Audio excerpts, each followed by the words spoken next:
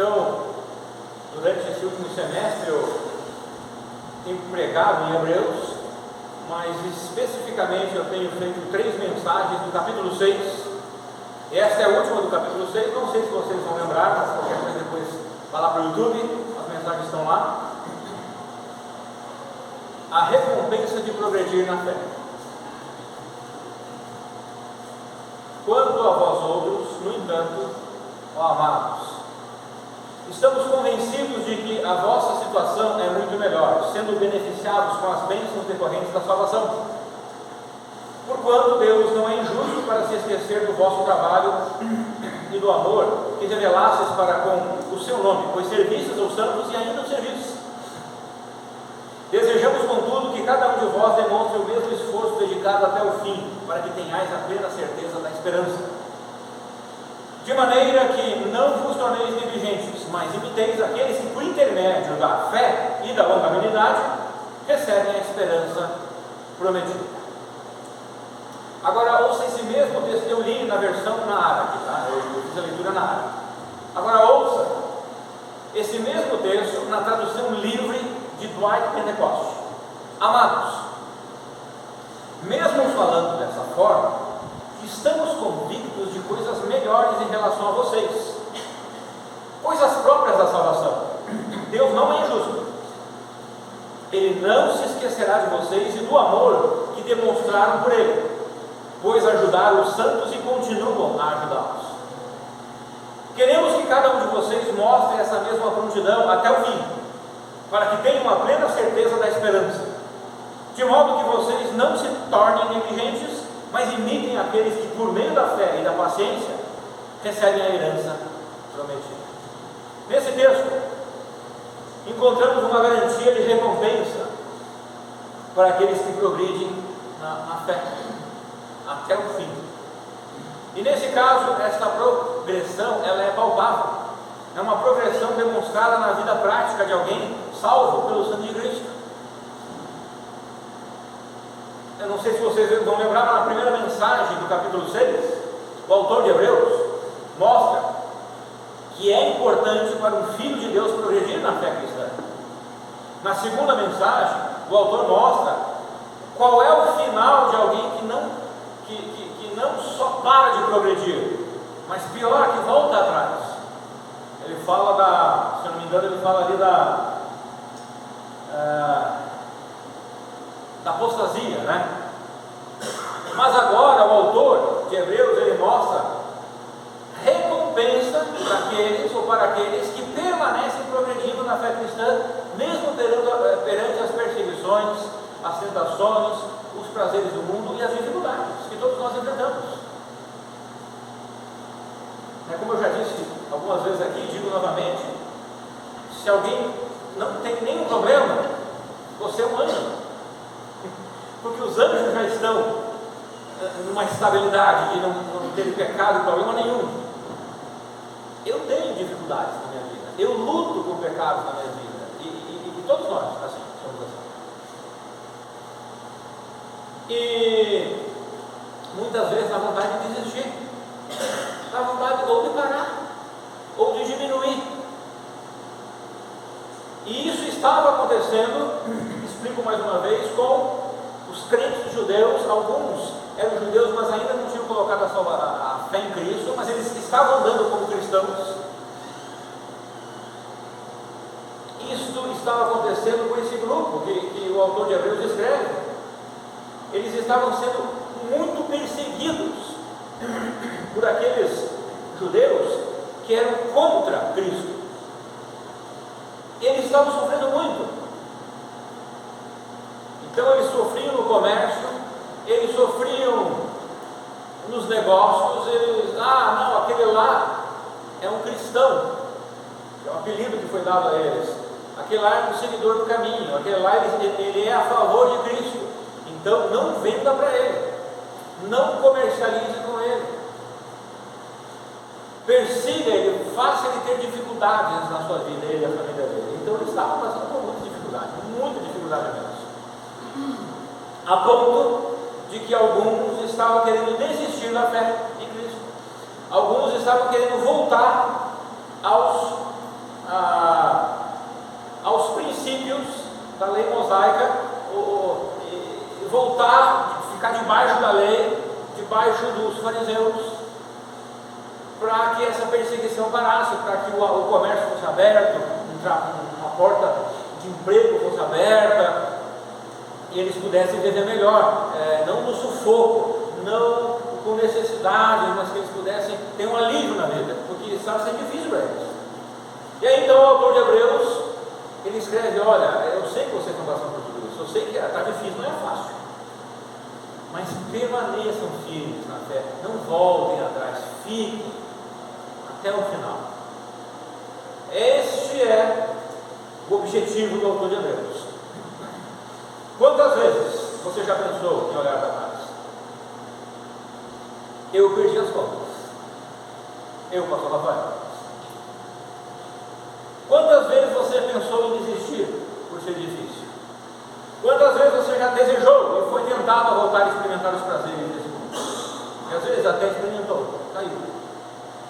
Quantas vezes você já pensou se realmente vale a pena todo o sacrifício de se viver como um cristão fiel nesse mundo? Versículo 9, veja novamente. Alguém pode ler o versículo 9, bem alto, por favor? Mas de vós, amados, esperamos coisas melhores e coisas que acompanhem a salvação, ainda que assim falamos. Então o autor de Hebreus, às vezes eu falo o apóstolo Paulo, porque eu penso que foi ele que escreveu, tá? Mas tranquilo, esse livro, Hebreus. Mas olha o que ele diz, o autor aqui de Hebreus: quanto a vocês outros, no entanto, ó amados, nós estamos, eu não sei o que mais ele está falando aqui, mas é ele mais alguém, convencidos. Então ele diz: nós estamos convencidos. Ele não está dizendo eu acho, permaneça, eu acho que lá no final talvez vocês vão receber recompensa. Não, ele diz: ó, nós estamos convencidos, não era só um, era vários. Nós estamos convencidos de que a situação de vocês é muito melhor.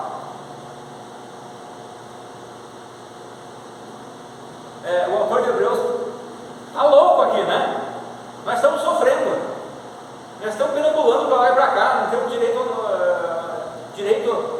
a gente não sabe direito onde vai viver, onde vai morar, o que vai comer no próximo dia, o que vai vestir.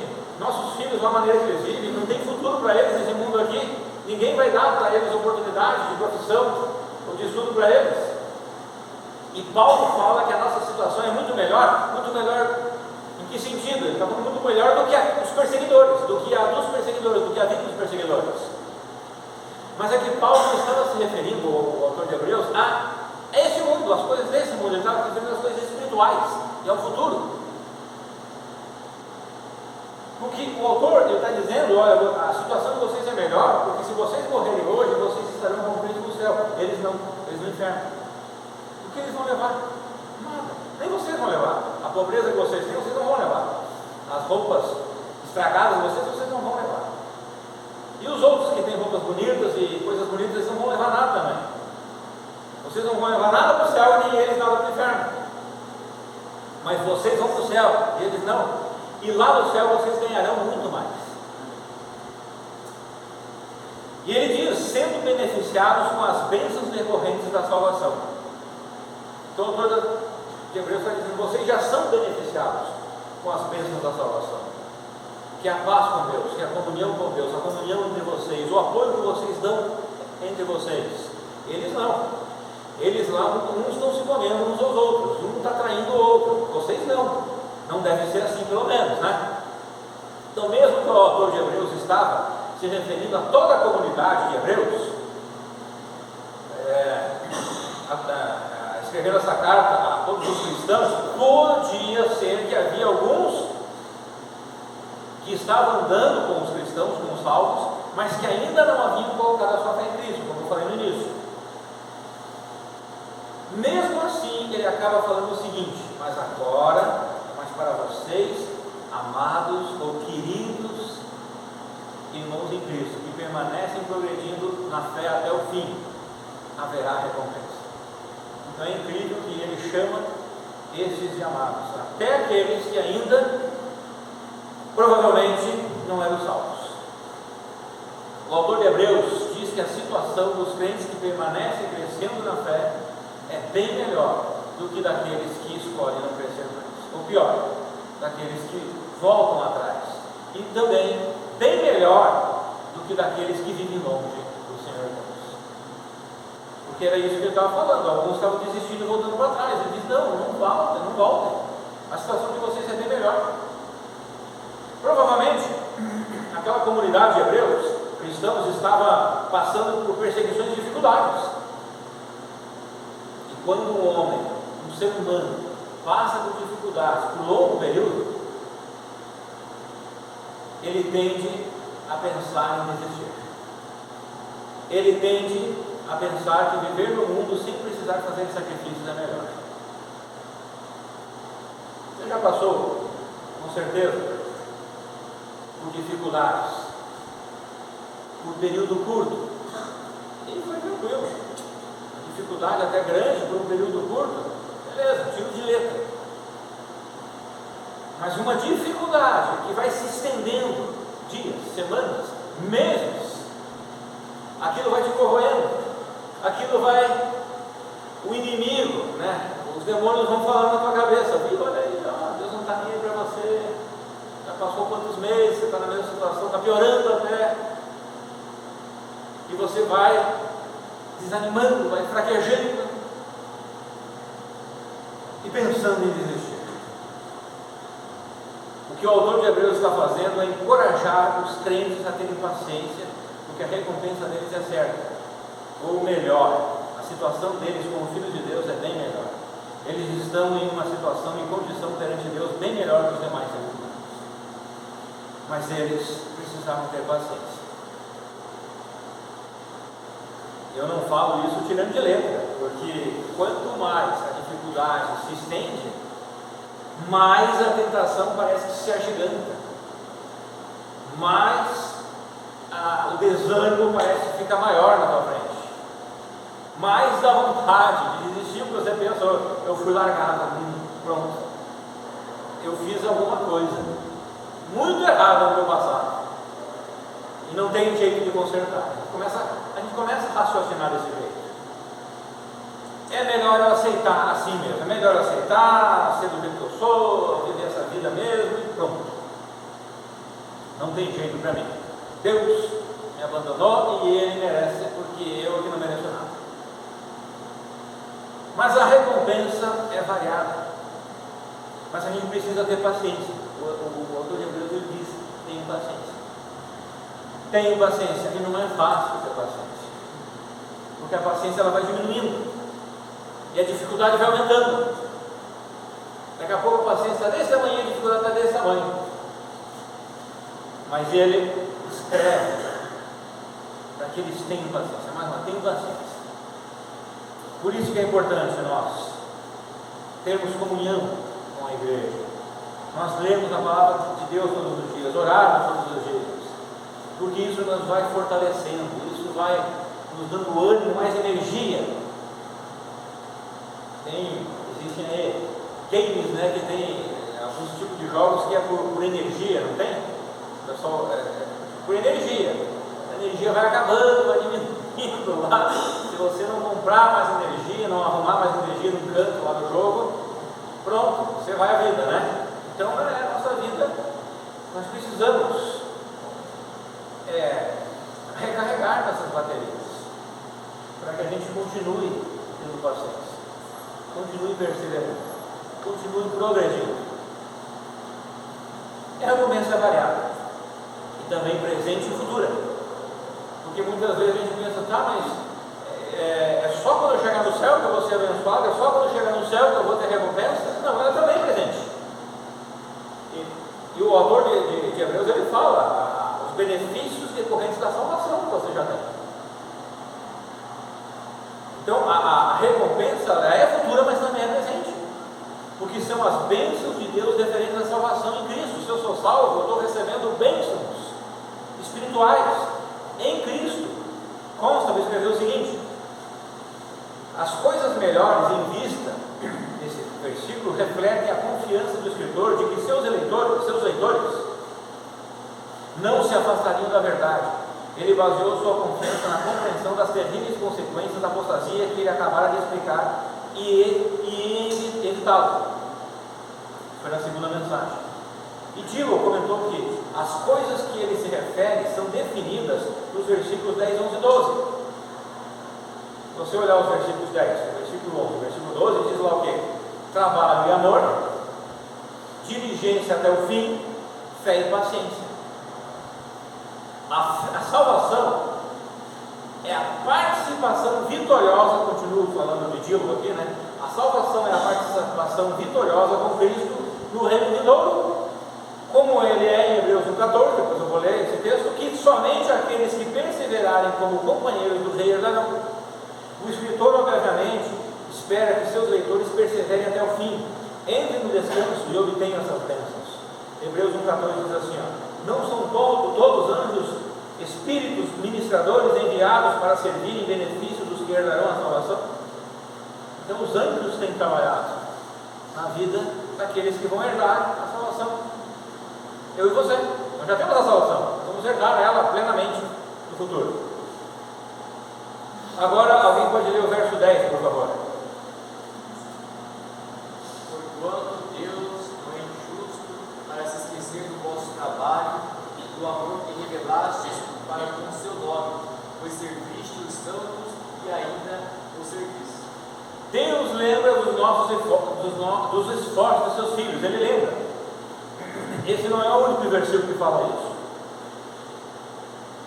Deus lembra e recompensa os crentes que progridem na fé de forma prática, não só na palavra, mas de forma prática. Não eu sou, eu faço, eu realmente sou e faço, porque não estou falando com a minha boca, eu estou fazendo, demonstrando o seu crescimento como uma vida de piedade demonstrada no dia a dia. Dizer que Deus não é injusto, nesse caso, é dizer que Deus age sempre em justiça e nunca em injustiça. E não esquecer quer dizer que o Senhor não irá ignorar o seu trabalho. Claro, depende da sua motivação. Mateus fala, se a minha motivação for para receber já a glória de alguém, então eu não tenho mais o que receber. Mas se a minha motivação for simplesmente por servir ao Senhor, Ele vai me recompensar. Só que o verso diz mais, o seguinte, e do seu amor. O verso 10 lá, né? Verso 10, 6:10. Deus não é injusto, Ele não se esquecerá do trabalho de vocês e do amor que demonstraram por Ele, pois ajudaram os santos e continuam a ajudá-los. E do seu amor. O correto de dizer aqui, interpretação, lá no original, é do seu trabalho em amor. Tá? Não sei porque acho que nenhuma tradução está no seu trabalho em amor, aí, né? Mas é o correto. Você lê esse versículo, é assim, ó, eu vou ler aqui, ó, na NVI. 10. Deus não é injusto, Ele não se esquecerá do trabalho de vocês e do amor. Mas o correto é colocar o amor e o trabalho junto, do trabalho em amor de vocês, tá? Ou seja, não é qualquer esforço por motivações torpes, mas um esforço ou um trabalho com e por amor, com amor e por amor. Então, o que eu acabei de falar anteriormente, depende da motivação. É o trabalho por amor e com amor. E esse amor é o amor de Deus, ou seja, um amor incondicional e sacrificial. Eu trabalho para o Senhor por amor incondicional. Tem que ser assim, sem motivação ou desejo de receber algo em troca, porque eu já tenho tudo o que Ele me deu. Mas Ele vai me dar mais ainda. Eu devo trabalhar apenas porque eu devo ao meu Senhor e Ele merece todo o meu esforço. Mesmo com esse sentimento, haverá recompensas. O Senhor abençoa quem trabalha por amor, sem interesses, mas com um coração consciente de que Ele merece todas as minhas energias, todo o meu intelecto, toda a minha vida. E esse trabalho por amor, versículo 10 ainda, Deus não é injusto, Ele não se esquecerá do trabalho de vocês e do amor que demonstraram por Ele. eu não li todo o versículo, mas conforme o versículo 10, como que eu demonstro amor por Deus? Oi? Ajudando os irmãos, tá a resposta no versículo, né? Não é uma resposta inventada, está ali no texto, porque ele diz: e do amor que vocês demonstraram por ele, porque vocês ajudaram os santos e continuam a ajudá-los. Então ele diz: olha, o trabalho, então esse trabalho para Cristo, ele é palpável. De que forma que ele é palpável aqui? Eu ajudar os irmãos e continuar ajudando, não só ajudar uma vez e parar, ajudar e continuar ajudando. Ele é palpável, ele é visto. Então, esse trabalho por amor é direcionado para os irmãos em Cristo. Os santos são todos filhos de Deus. É a eles que devo me dedicar com meus dons, com meus bens, com minha energia, com meu intelecto, com minha vida, com meus talentos. Fazendo assim aos santos, estou fazendo ao Senhor. Mateus 10, 40 a 42 diz assim: quem vos recebe a mim, me recebe. Quem me recebe, recebe aquele que me enviou. Olha que interessante. Quem vos recebe, a mim me recebe. Jesus falando: quem recebe vocês, discípulos, está recebendo a mim, está fazendo bem a mim, está recebendo vocês. E quem recebe a mim, está recebendo a Deus que me enviou. Versículo 31: quem recebe um profeta no caráter de profeta, receberá o galardão de profeta. Quem recebe um justo no caráter de justo, receberá o galardão de justo. E quem der a beber, ainda que seja um copo de água fria a um desses pequeninos, por ser esse meu discípulo, está falando dos seus discípulos, em verdade vos digo que de modo algum perderá o seu galardão. Pequeninos aqui não são crianças, são discípulos que ele está falando, tá?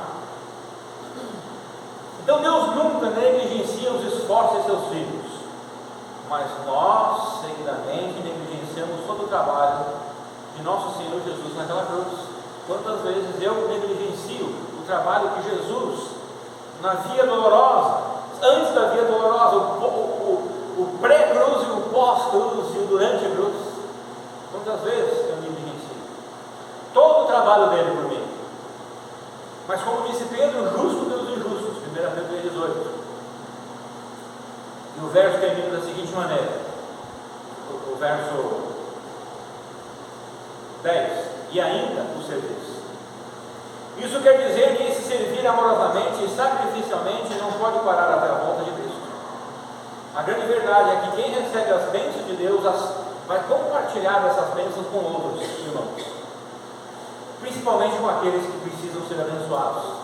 2 Coríntios 1, 3 a 4 diz assim: bendito seja o Deus e Pai de nosso Senhor Jesus Cristo, o Pai de misericórdias e Deus de toda consolação. É Ele que nos conforta em toda a nossa tribulação. Olha que maravilha! O meu Deus me conforta nas minhas tribulações. E vocês sabem por qual motivo que Deus conforta você? Alguém está com esse texto aberto? Alguém abriu? Por que Ele nos conforta, irmã? Oi? Sim. Exatamente. O versículo, eu vou ler o versículo aqui. Você colocou lá? 1 Coríntios 1, 3 e 4. Bendito seja o Deus e Pai de nosso Senhor Jesus Cristo, o Pai de misericórdia, como eu expliquei hoje de manhã, quero explicar de novo hoje.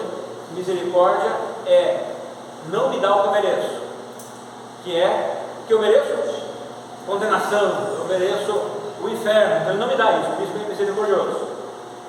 E daí ele diz assim: o Pai de misericórdias e Deus de toda consolação. Versículo 4: é Ele que nos conforta em toda a nossa consolação. Para que Ele nos conforta? Para podermos? Opa! Olha lá.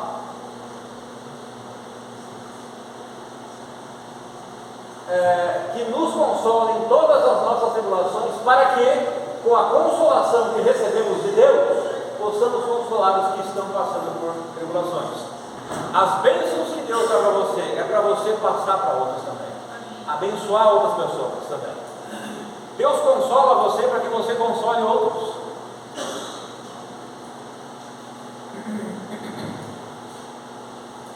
caso dos hebreus, Pentecostes comenta algo muito interessante. Ele diz assim: Pentecostes é o sobrenome de Dwight Pentecostes. É possível que o trabalho deles em favor dos santos fosse necessário por causa da severidade da perseguição que alguns de seus irmãos tinham sofrido. Eles precisavam ajudar uns aos outros, porque eles estavam sofrendo, passando dificuldades e necessidades, e precisando de consolo. E eu creio que sempre há irmãos sofrendo, sempre há em nosso meio pessoas sofrendo, chorando por causa de alguma perda ou alguma dor, alguma doença, alguém que se desviou dos caminhos do Senhor, problemas financeiros, problemas de conflitos no lar, na vida conjugal e etc. Então, isso é sempre necessário, ajudar uns aos outros, abençoar uns aos outros, consolar uns aos outros. O amor por Jesus sempre é manifestado no amor pelos irmãos na fé. Isso não deve parar. Devemos continuar perseverantes em demonstrar nosso amor pelos irmãos, servindo-os nas suas necessidades. Não, mas eu não vou fazer isso com aquele, eu não vou fazer isso com o outro. Assim, se a pessoa não quer, não fica na sua conta. A pessoa que não quer, não vou cumprimentar aquele, não fica na sua conta. Mas lembre-se que se é eu que não quero ajudar, eu preciso, irmão, olhar para trás e ver que eu sou um pecador, olhar para trás que eu sou falho também. Eu não sou perfeito para não querer abençoar outros. Eu só não vou abençoar a vida do outro quando ele não quer a minha ajuda, quando ele não quer o meu contato, quando ele não quer a minha comunhão, quando ele não quer o meu cumprimento. Aí eu não ajudo, é diferente. Mas da minha parte eu preciso manter paz para com todos. Agora, se eu que não quero, se é você que não quer, lembre-se que você é imperfeito. Você não é um exemplo. Só Cristo é exemplo. Você não é exemplo para ninguém. Cristo é exemplo. Ele é o nosso exemplo. Lembre-se que você pecou. Lembre-se que você peca. Lembre-se que você falha também. Lembre-se disso. Não se coloque numa posição achando que é melhor, para não querer ajudar os outros, para não querer perdoar os outros, para não querer restaurar o outro, para não querer ter comunhão com o outro, para não querer cumprimentar o outro. Não se coloque nessa posição, você está muito errado. Agora, se o outro não quer, aí, lembre-se de Cristo. Cristo, ele foi aos judeus, Cristo foi aos seus, e eles recusaram. Cristo, ele não ficou que nem um cachorrinho, Cristo não ficou que nem o tapete lá da igreja lá. Não, por favor, me aceite. Não, ele se retirou. Não quer? Beleza, é seu direito. Deus lhe dá o seu direito de não querer. E Cristo foi para aqueles que queriam e ajudou os que queriam. E muitos precisavam da ajuda de Cristo. Então Cristo agiu dessa forma também. Ele falou muito duro, é claro, com aqueles que não queriam. Então o amor por Jesus sempre é demonstrado no amor pelos irmãos. Isso não deve parar. Devemos continuar perseverantes em demonstrar nosso amor pelos irmãos, servindo nas suas necessidades. Você tem se esforçado para saber dos sofrimentos dos seus irmãos? Você tem se esforçado, é um sofrimento real. Não, irmãos, a gente precisa tomar cuidado com os sofrimentos manipulativos. Isso é pecado. Isso não é certo, não é correto. Não adora a Deus, não honra, não glorifica o nome de Cristo. Você tem se esforçado para saber das necessidades dos seus irmãos em Cristo? Se sim, você ama a Deus. Se não, você está falhando em amar a Deus verdadeiramente. Tá? E como eu falei, não é suprir as necessidades de sofrimento manipulativo. Não, isso não. Cristo tratava com pessoas assim. Eu posso um dia trazer pregações sobre Cristo. Ele deixava que pessoas assim tivessem as consequências das suas manipulações. São sofrimentos verdadeiros, pessoas que estão sofrendo por causa do Evangelho verdadeiro. Cristo ajudava essas pessoas, ajudava até aqueles que nem conheciam a Ele ainda, curava.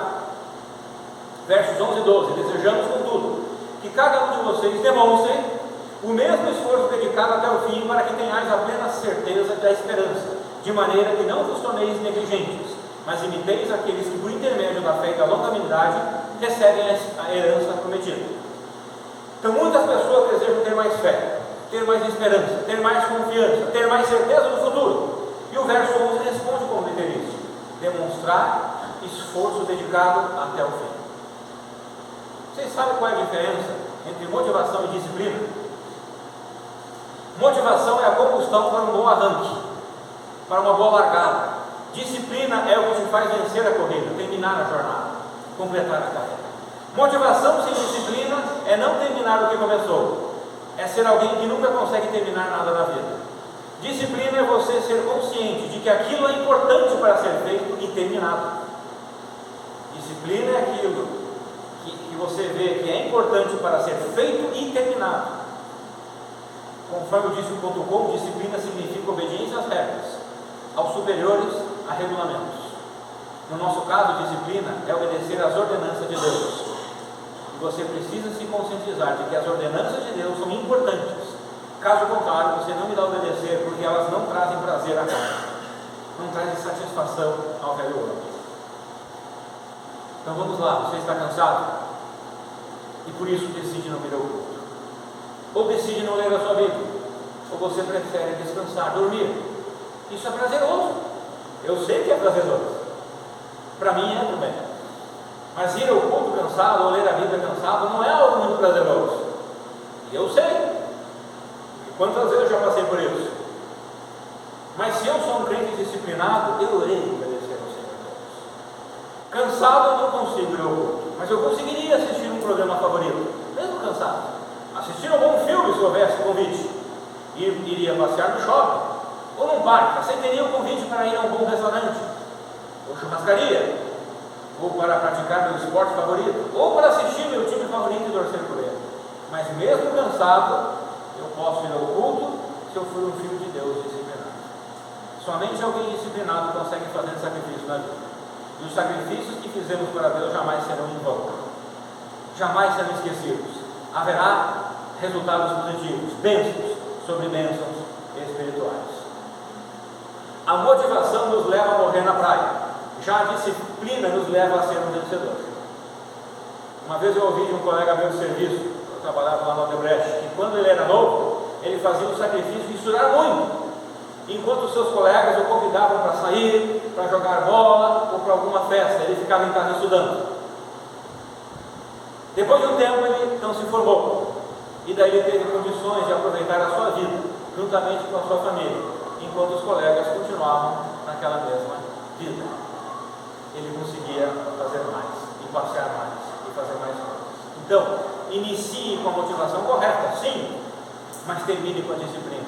Somente assim você poderá aumentar sua confiança em Deus. Somente assim você poderá ter certeza das coisas do porvir. Não desista de praticar o bem. Não desista de crescer na graça de Deus. Não desista de progredir espiritualmente. Os filhos de Deus devem persistir em fazer o bem até o fim. Não devem desanimar nem desistir para que recebam o prêmio completo. É com a prática do bem que você pode ter mais e mais certeza da vida presente e futura com o Senhor Jesus. É na prática do desenvolvimento espiritual que você poderá adquirir mais e mais certeza e confiança da vida em Cristo que você tem. Não haverá confusão, não haverá dúvidas. Você prosseguirá para frente, apesar dos apesares. Através de uma vida disciplinada, você não se tornará um crente negligente, como adverte o verso 12. O verso ainda diz que é por meio da fé e da longanimidade, ou da resiliência, ou seja, a virtude de suportar com firmeza contrariedades e benefícios de outrem e prosseguir à frente. E esta fé só é aperfeiçoada pela prática perseverante da vontade de Deus em sua vida, para que no fim você receba a herança prometida do Senhor Deus. Amém?